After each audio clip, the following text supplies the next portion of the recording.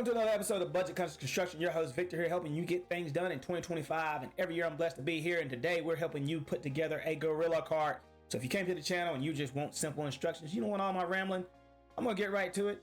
You want to hang around and see the review at the end? I'll give it to you. Okay, so in your number one slot, it's gonna have the most bolts. It's gonna have 6 bolts, 3 long and 3 short. You take your longest bolts. This is the back of the cart, and I'm gonna put the longest bolts in first. They're gonna go into that square tubing. Push all your bolts in from the bottom and then put the nut in the direction you see me putting them on, which is going to end up underneath the cart when it's flipped over. And there's a channel underneath that you can see if you look at it before you start, so you see that the bolts can only go in one direction. Kind of help hold it, lock it in place as you tighten it up. Anyways, this is the dump portion of it.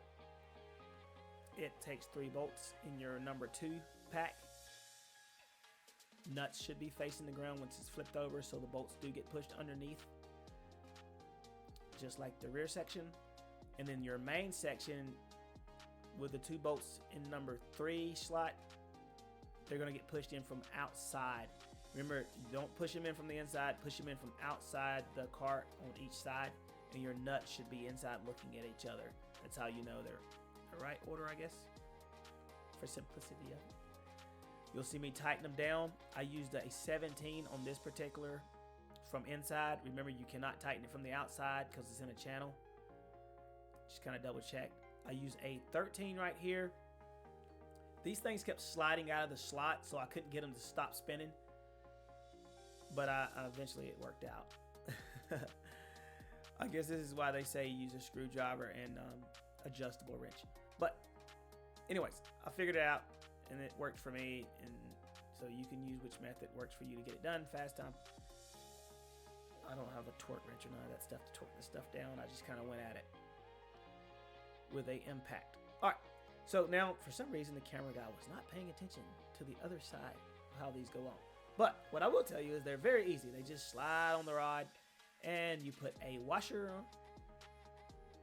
on it with a cotter key through the center. Little hole there, and make sure you bend the cotter key so that your wheel doesn't fall off with your load. Very important. And then we're going to flip it over and put the steering wheel on it, pull bar, grab handle, whatever you like to call it. And then you'll see me, this bushing, I kind of like the little bushing there they have as a spacer so that it's not metal on metal. But even with it being a bushing, you'll see me do a little check right here with the instruction manual just slid in between it. Now, all I'm doing is putting it like a gauge so that it's not rubbing all the time up and down. And that's it. So as far as airing up the tires, it says 30 pounds in this particular cart. I put 27 pounds in each one of them. Hopefully this helps somebody get done quickly. So now that you see it put together, what do I think about it? My first week of ownership.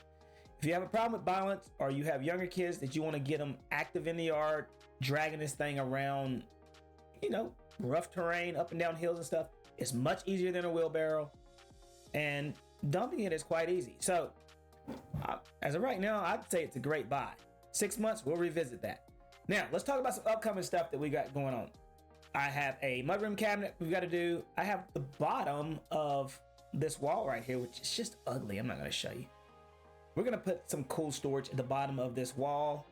And then I also have a idea on a range hood I've never built for anybody else. I want to try something different. I've done different types of range hoods over the years, but I want to do something a little bit different. And the wife shot my first idea down, and she was like, oh no, that's a hazard. So we're not going to do that one, but we're going to do something similar to it. And hopefully it comes out great. And it's my idea of covering up a cheap range hood, which is what I have now. It works, does what it's supposed to do, but I'd love to cover up all the piping and everything. So stick around, like, share, subscribe, tell your friends about me. We'll see you on the next one. This budget's so tight, the goats are saving cheese, mama.